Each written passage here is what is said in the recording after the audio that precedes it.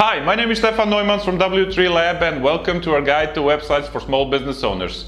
In today's few segments we're going to cover digital marketing, so if you want to know how you could bring more visitors to your website so you could earn more money, stay tuned in the next few segments and find out.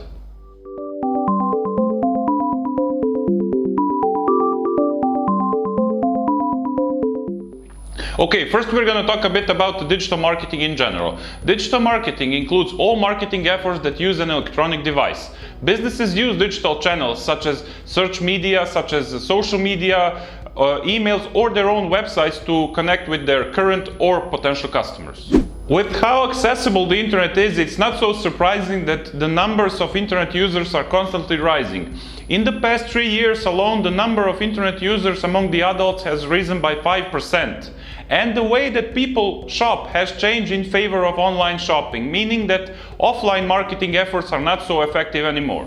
Marketing has always been about connecting with your audience in the right place at the right time. That means you are meeting with them at the place they are spending their time the most, and in this case it's the internet.